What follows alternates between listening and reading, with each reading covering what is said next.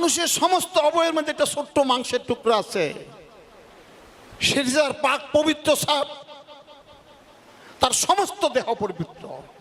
আর এটা যার না পাক, 7 সমুদ্র পানি দিয়া অজু গোসল কিচ্ছু হবে না।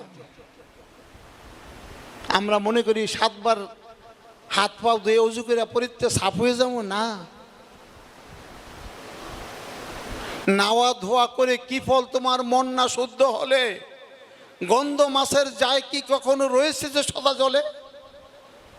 ব্যাং মাছ তো সারাদিন পানির থাকে সারা জীবন, তো মাছের গন্ধ তো যায় না।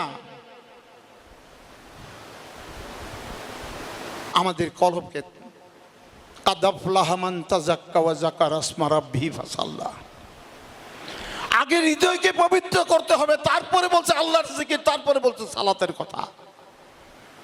যার হৃদয় সাফ নাই, হার কেরা দরজা